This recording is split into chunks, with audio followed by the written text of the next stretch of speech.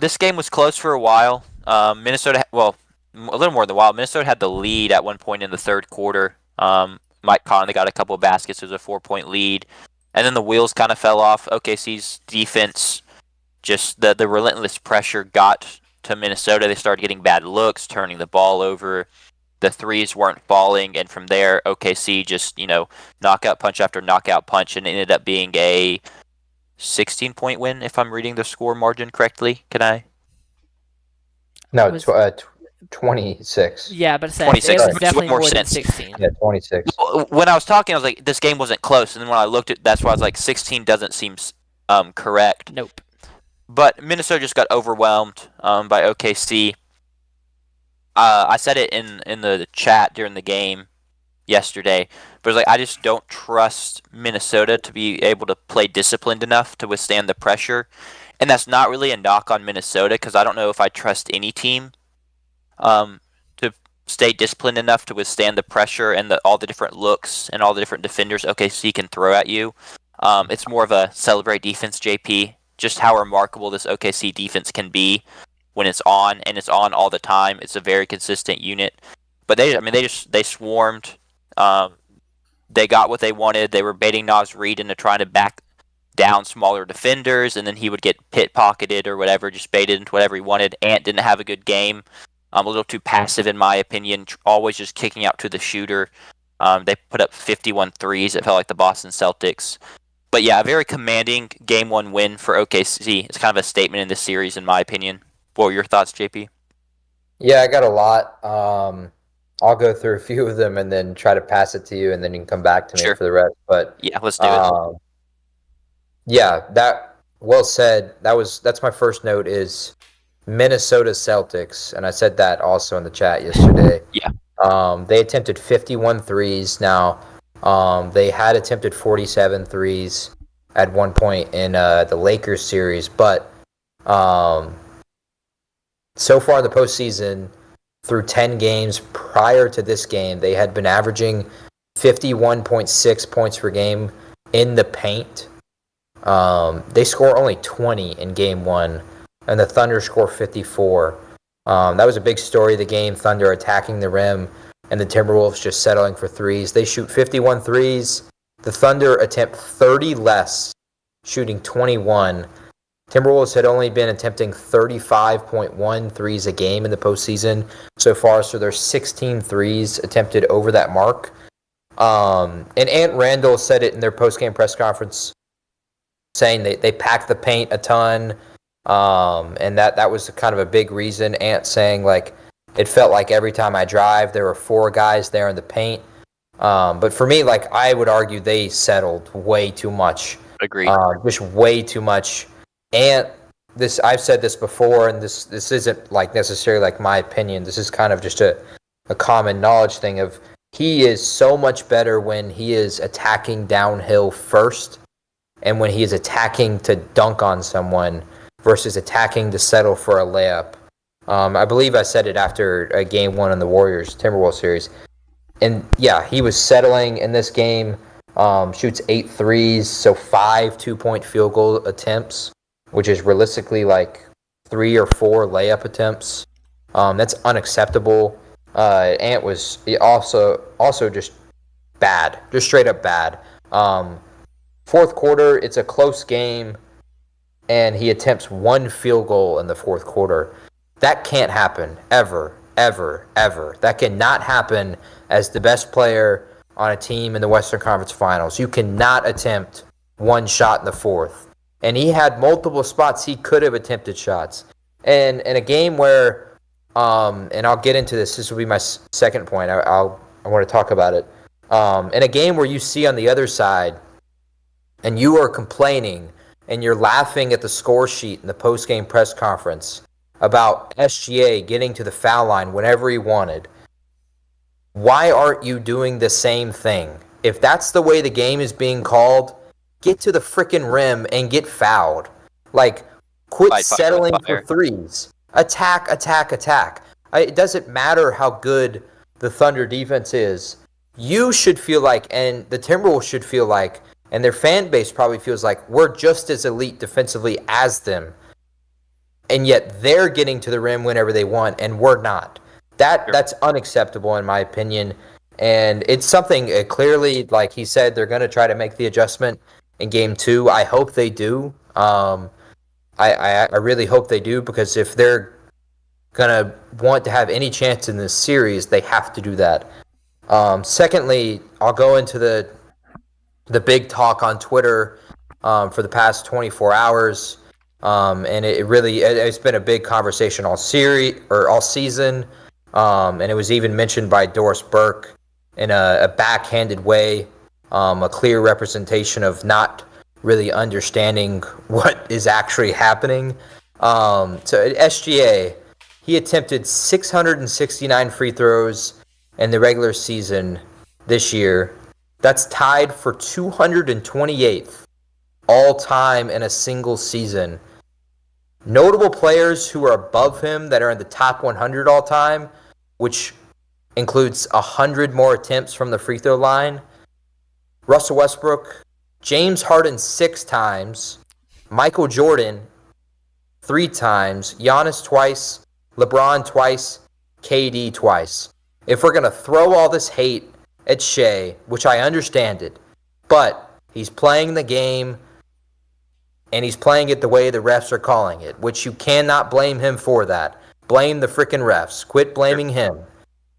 Why aren't we also, and why didn't we throw this hate at Michael Jordan or Giannis or LeBron or KD for this? We threw it at Harden a ton, but Harden was also playing the game. Like, that was something that NBA players could do and get away with, which was reaching the arms up into the other guy's arm and drawing those shooting fouls easily. We ripped Harden for that, and for good reason, and they changed the rule, but that's what the rule was. So, like, why can't you can't then tear Harden apart for playing the game the way it's supposed to be played?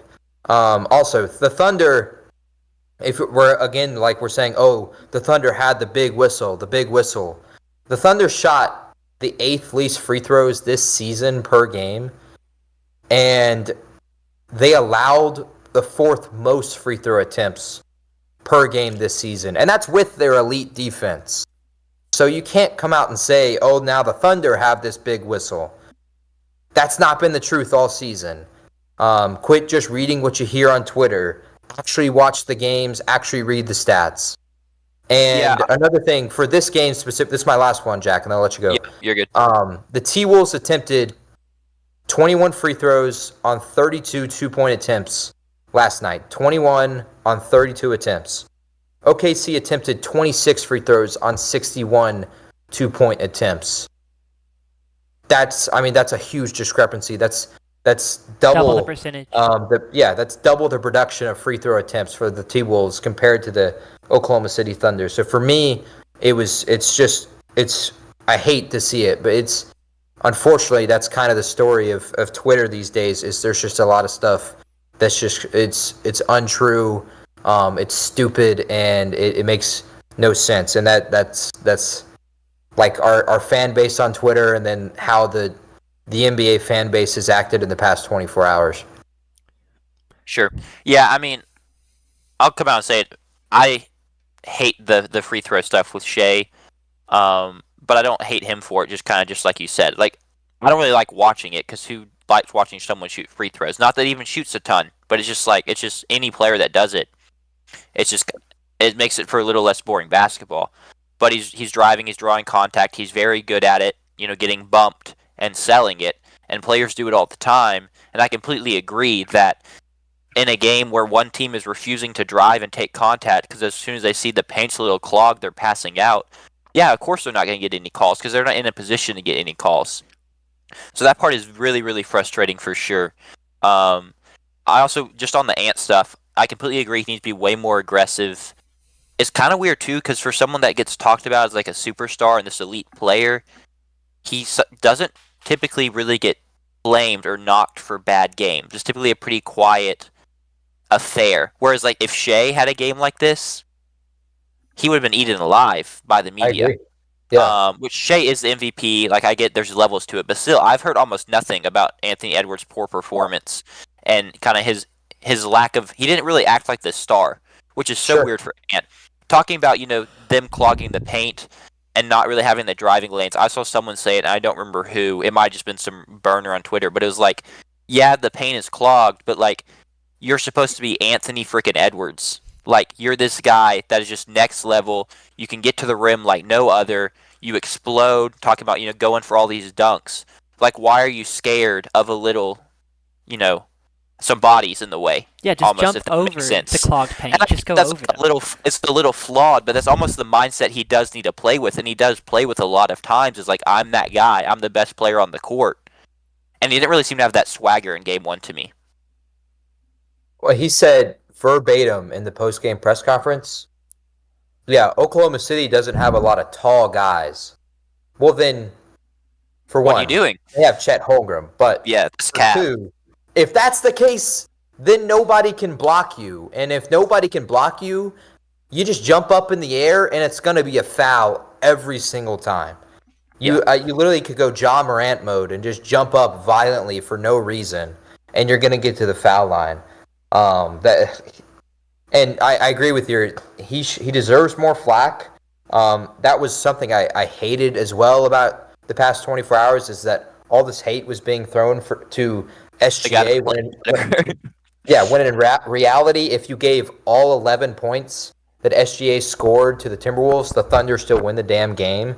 But Anthony Edwards was not really torn apart realistically at all. I saw it only on one show today. First things first, Chris Broussard kind of ripped into him for 2 minutes. But for me, like I viewed Ant and SGA on this same tier right now in terms of a superstar in the NBA. And they just aren't being treated the same. I agree there, Jack. The Ant is kind of getting the we talk so much about what we love his character, his flash, the trash talking and everything. But we don't like point out the bad things enough about him, and it's frustrating. It's almost like he's still in that young. Go ahead, Sanders. I was about to say the exact same thing. It's like does it feel because he's still a little unpolished that we're still treating him like this first or second year guy where it's like he's just not there yet. Like just give him a couple. Like he's still developing. He still hasn't figured out how to use the abilities he has yet.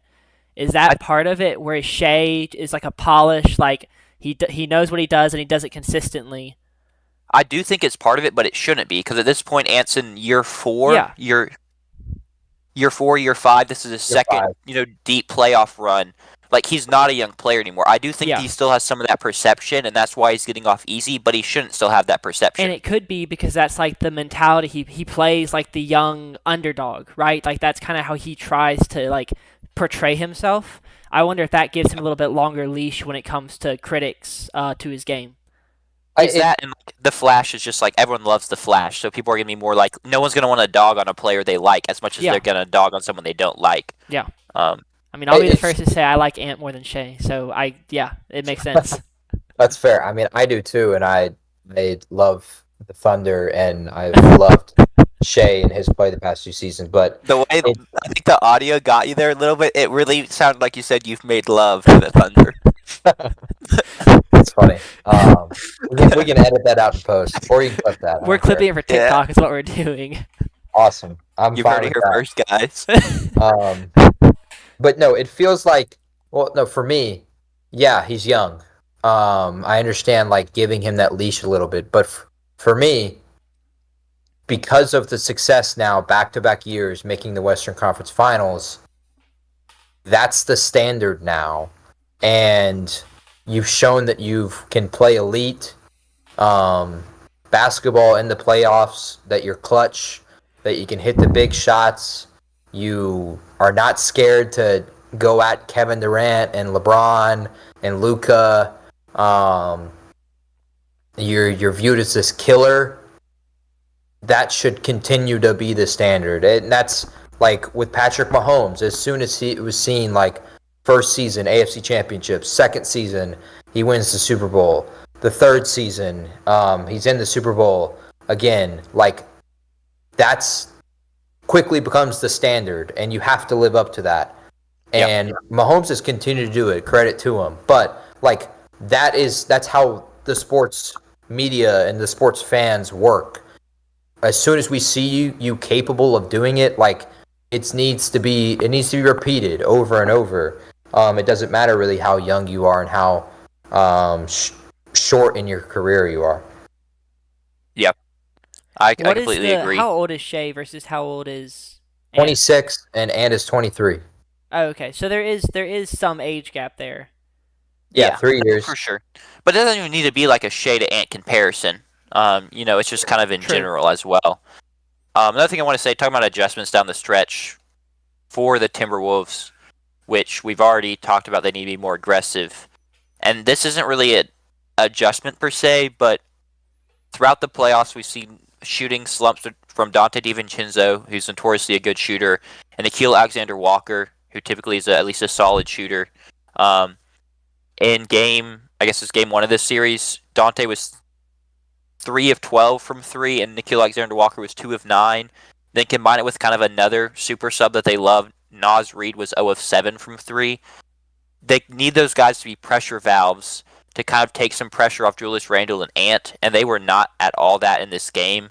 So talking about ways to try and win games, if your key role players are shooting the ball that badly, when that's kind of what they're out there to do in a lot of ways, you're just in for a tough time. And then combine that with the fact that Jaden McDaniels, who started the game off hot, gets in foul trouble. They just didn't really have much else to look to go to outside the big guys.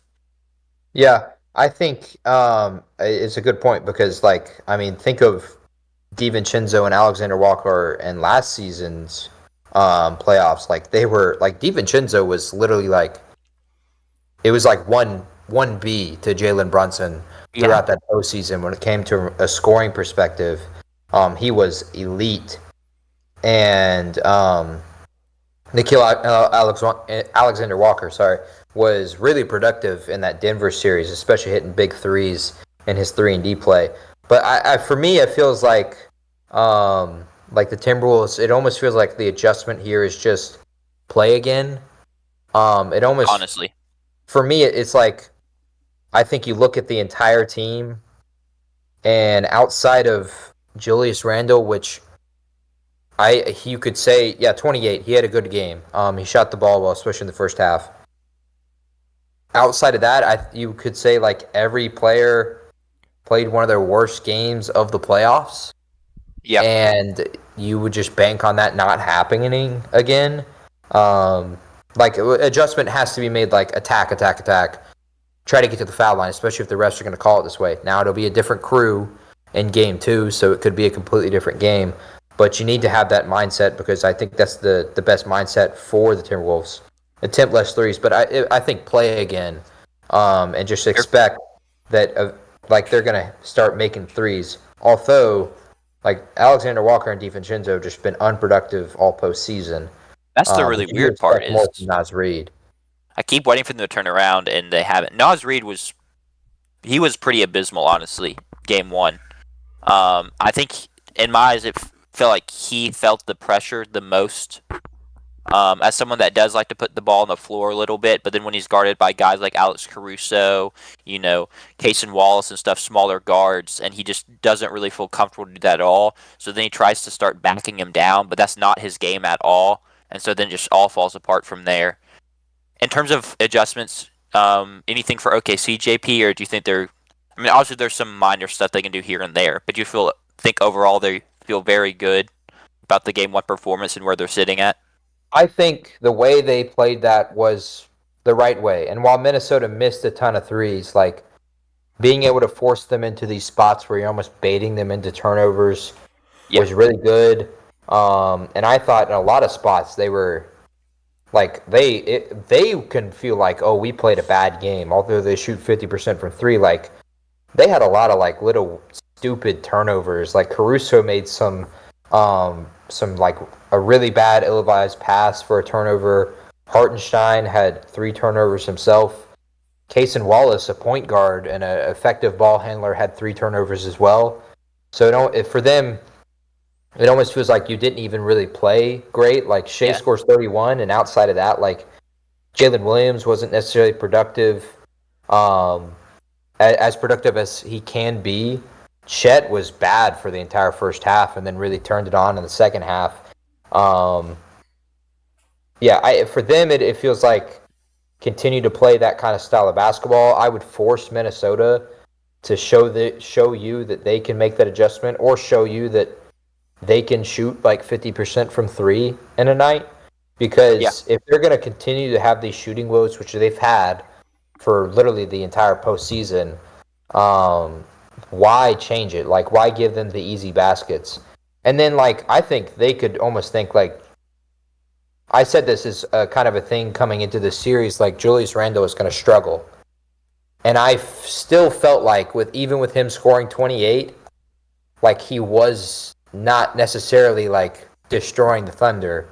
He hits 5 threes, and they're 5, like, catch and shoot, step in threes. And outside of that, like, he wasn't necessarily getting to his spots and getting to the post and getting the easy baskets very. Yeah.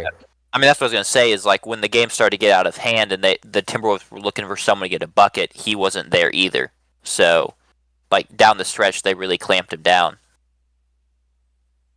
And also, like, the way they played that, again, going on, like, Thunder could feel like they played bad. That first quarter, they were abysmal, respectfully.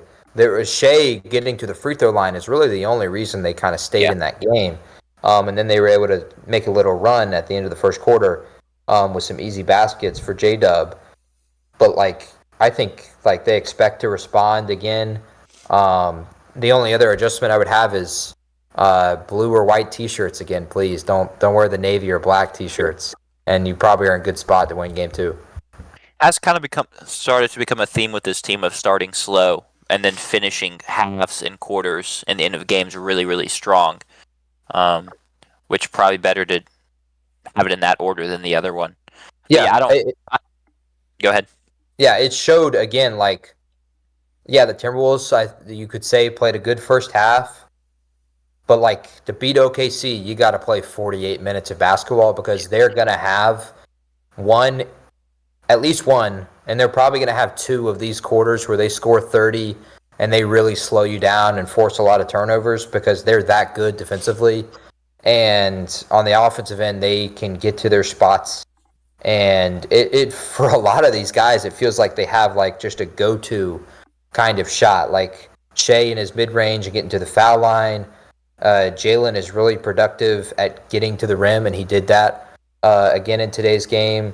Chet is, like, if you put anybody who's not 7 foot on him, he just, like, scores over them in the paint. Like, he was in the first half, he was bad going at Gobert, getting blocked and everything.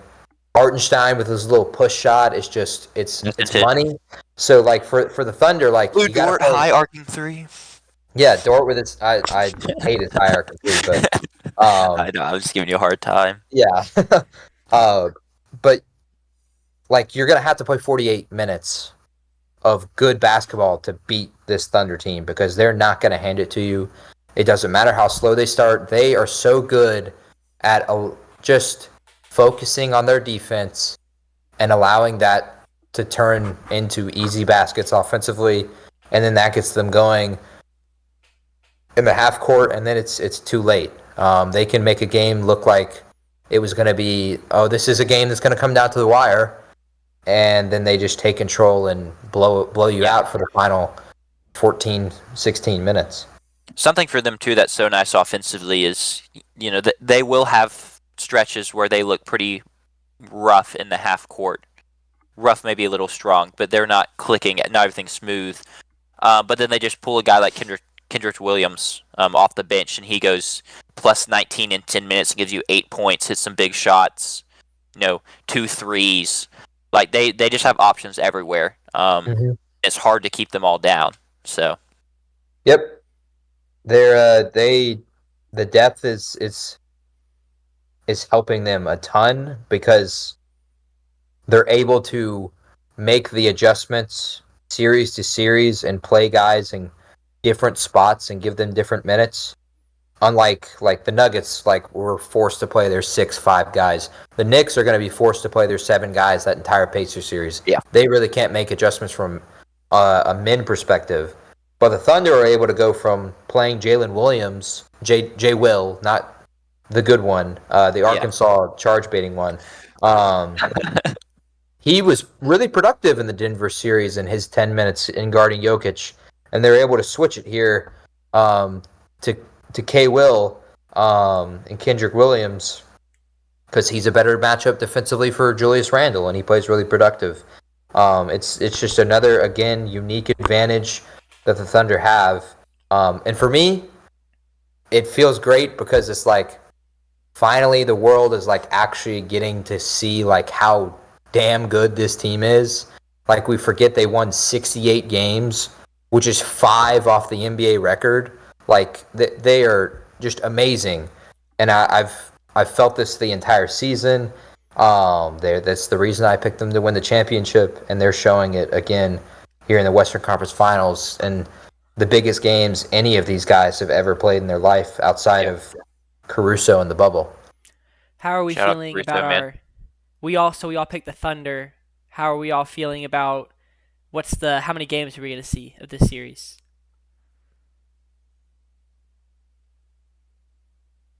5. That's yeah. That was what I predicted coming into the series. I feel great about their prediction. I expect the Thunder to win tomorrow and take game 2. Yeah. I don't expect them to hand it to Minnesota, and then I expect them to struggle in Minnesota. They'll probably steal either game 3 or game 4. More than likely game 4 because Minnesota will play with so much desperation in game 3. But like that's kind of like their only downfall, which when they win 68 games, it really won't ever show up, is playing on the road. They weren't Yeah. great in the Denver series and the Memphis series. Both of those games were clutch games down to the wire. So yeah, but I don't expect the OKC to let Minnesota get back in this series tomorrow night, and I expect them to win this in 5 again. Bet. Anything you want to add, Sanders? No. Weekly was segment a- time? Yeah. Well, I was gonna say it was confusing seeing the other Jalen Williams down there at the bottom of the roster. Caught me off guard. J. Will. A J. different Will and J. player. Dub.